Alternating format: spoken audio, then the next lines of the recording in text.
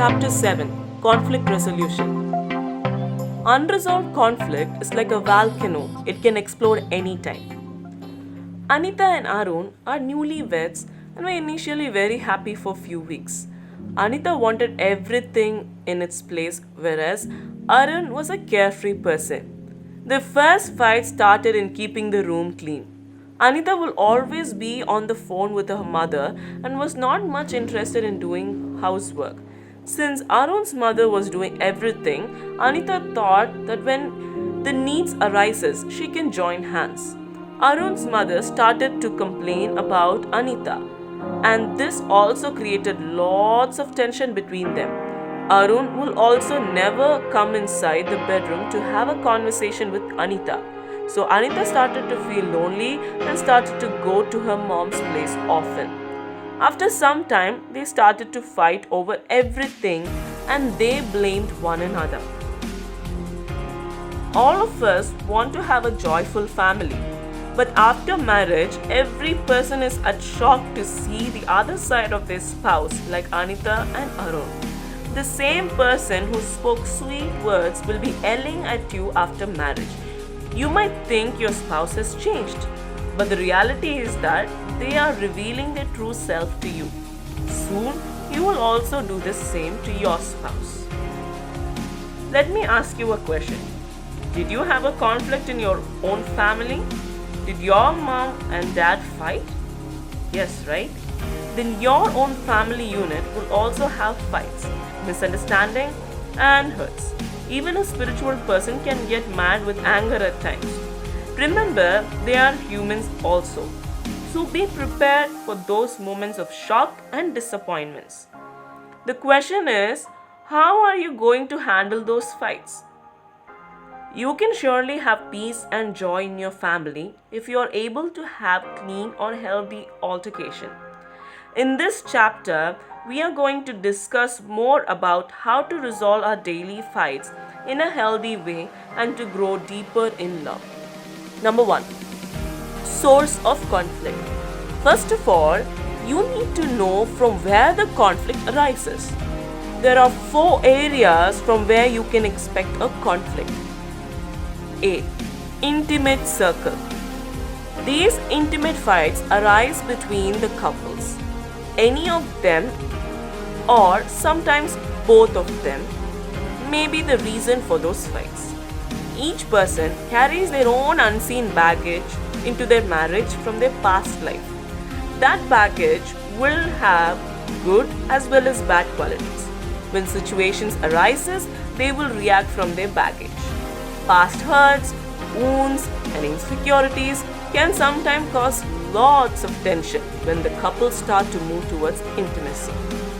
Hence, a conflict between a couple may occur due to their personality difference, introvert or extrovert, self-centeredness, ego, my happiness or pleasure, lack of understanding, lack of exposure, observing poor role models, watching fighting parents, unresolved past hurt, childhood hurts or abuse, or unrealistic expectations, overprotected kids. A girl who was the only daughter to her parents was raised up receiving whatever she wants. After marriage, if husband says no to certain things, she will cut her hand with a knife. This is a typical example of self-centeredness. Conflicts might also occur when a husband or a wife is not doing their responsibilities properly. In the above case, we saw that Anita was not willing to do the household chores. B. Inner circle. This is the conflict which arises because of your children. A spouse might be very disciplined and want to train the child in the right way. The other spouse may be very lenient and never wants to scold the child. You might have arguments in regard with taking some responsibilities of the child, like picking them up, making them study, etc. There may arise difference of opinions in making decisions about their future also. C. Extended circle. The conflict arises due to the intervention of both the parents. Out of love, They might cross the borders and give their suggestions, ideas, bring in some perspectives which might cause fights between the couples.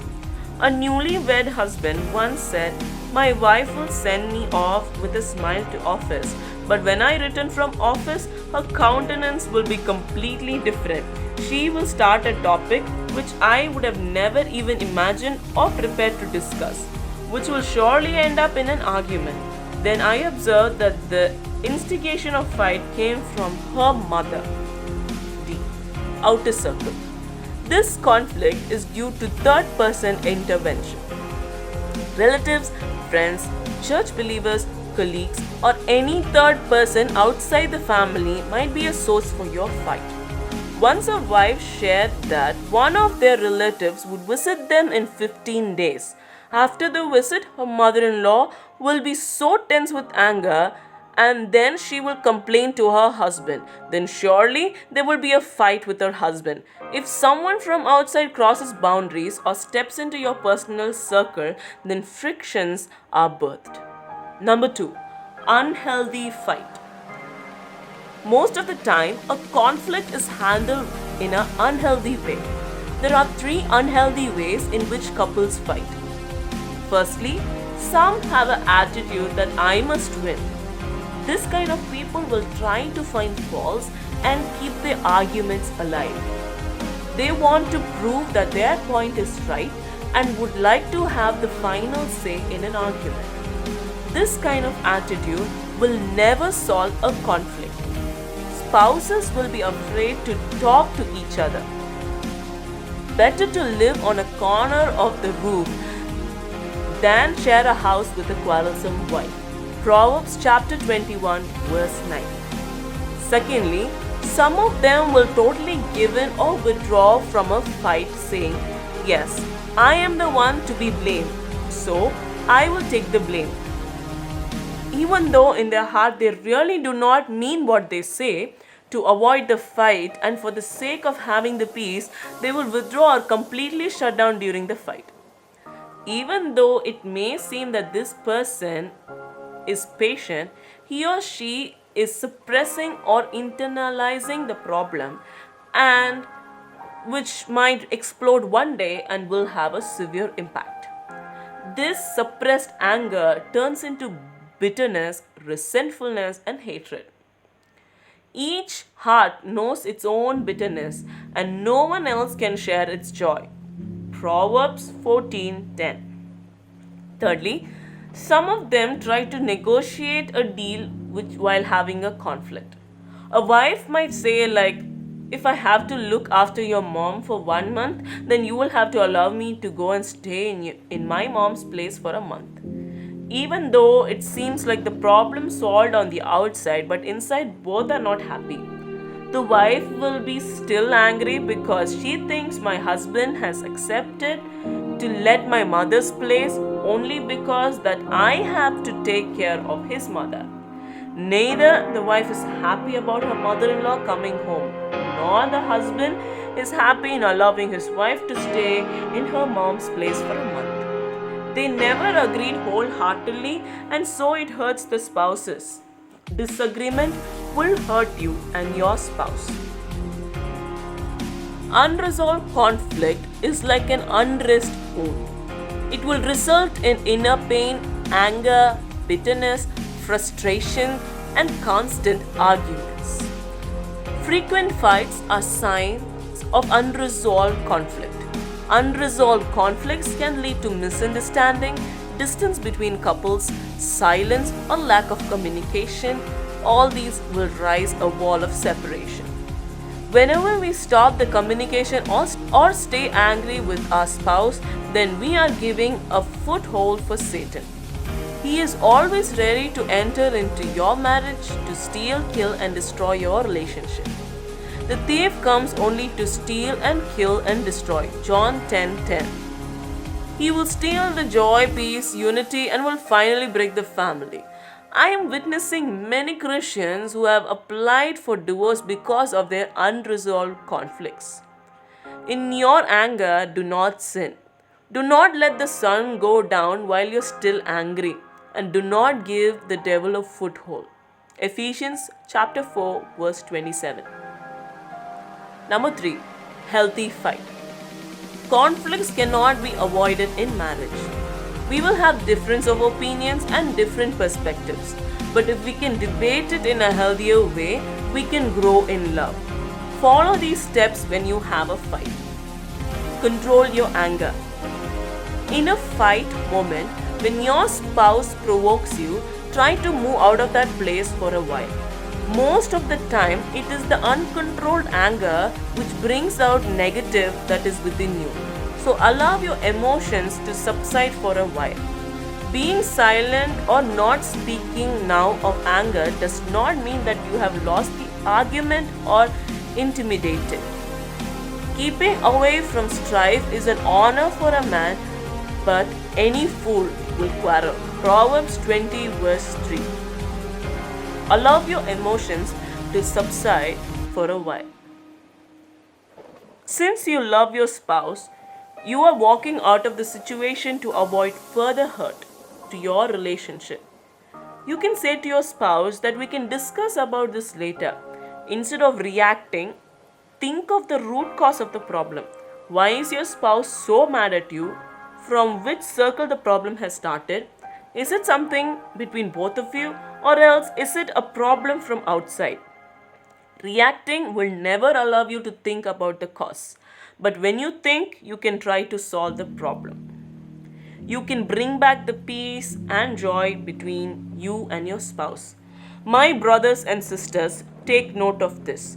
Everyone should be quick to listen, slow to speak, slow to become angry, because human anger does not produce righteousness that God desires. James 1:19 and 20. B. Try to listen. Once your emotions have settled, then you can request your spouse for an open talk. Set a comfortable atmosphere. Maybe you can prepare a coffee or a drink for your spouse. Then ask your spouse the reason for this anger. Allow them to talk first and be prepared to listen.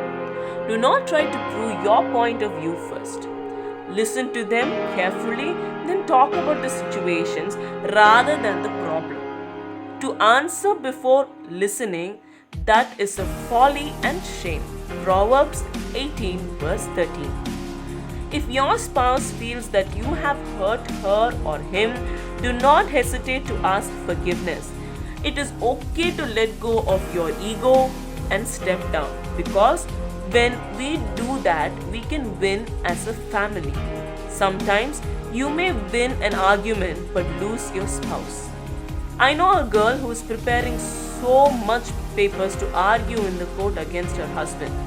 She might win her case, she will for sure lose her husband. Peter was filled with guilt as he denied Jesus 3 times. But Jesus took that initiative to reconcile with Peter. The one who is spiritually strong and humble has to initiate the resolving moment. Jesus prepared a breakfast with fish and set an atmosphere to have an open conversation. Jesus addressed the core problem, which was the love Peter had for Jesus. Jesus indirectly conveyed Peter that if you have loved me, you should have stood with me during my hard times.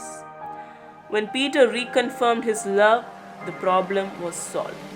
Then no one was able to separate Peter from his master's love.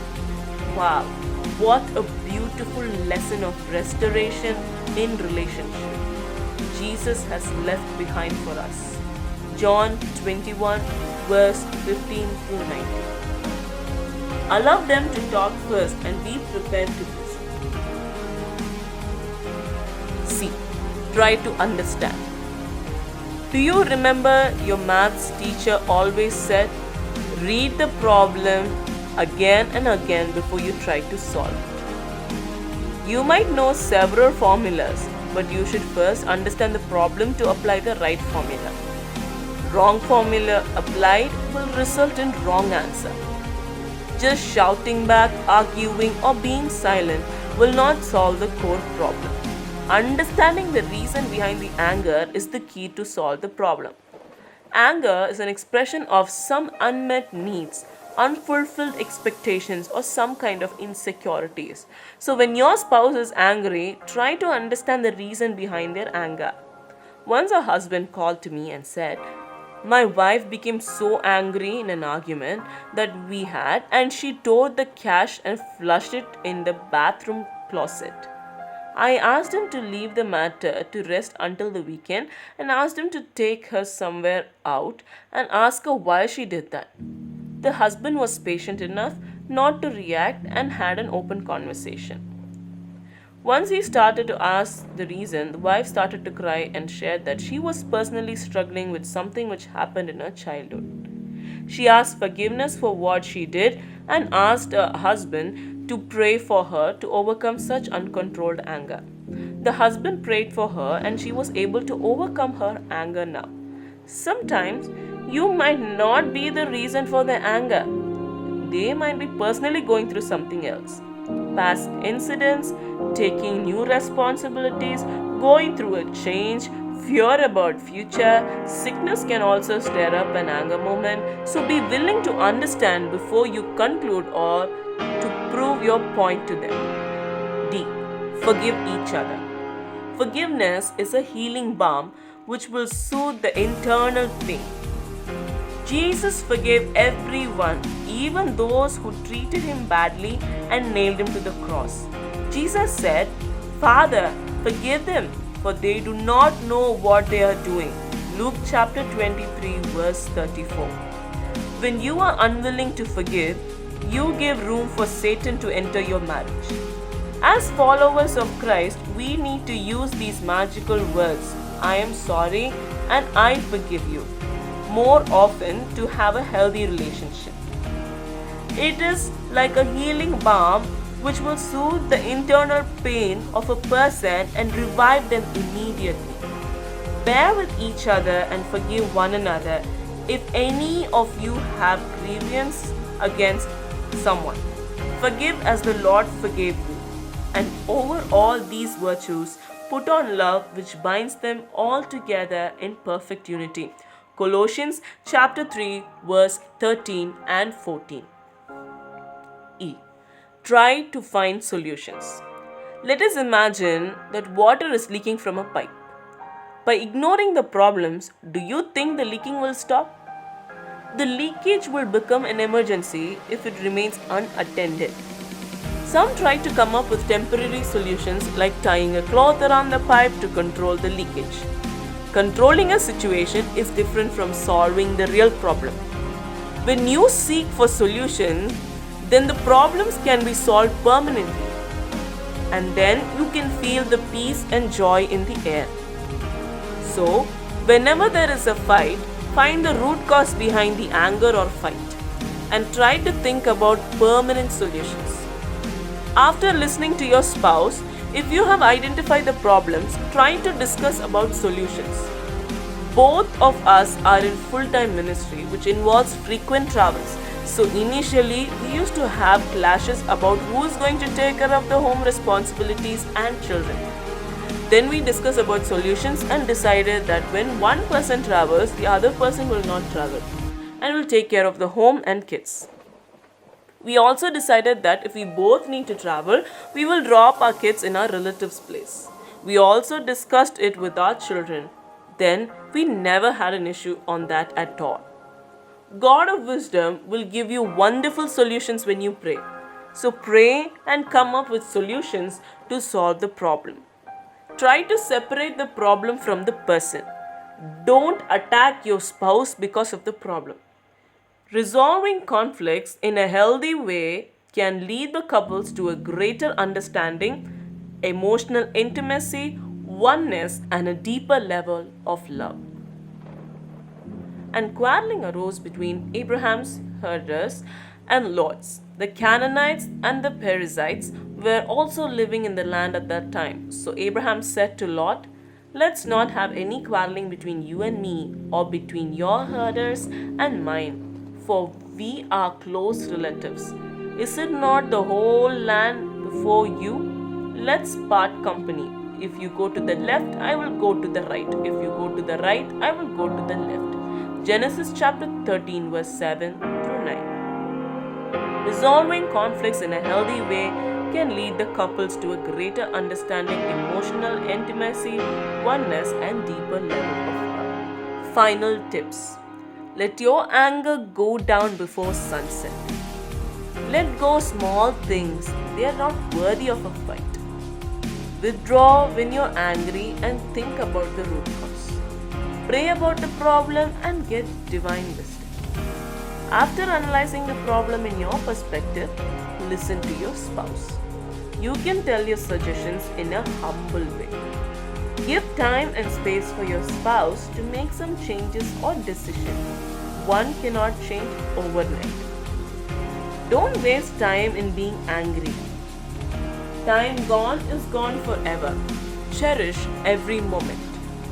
Reconcile as soon as possible and create beautiful memories in your relationship. When your spouse enter eternity, all you can have is the beautiful memories. Be completely humble and gentle. Be patient, bearing with one another in love. Ephesians chapter 4, verse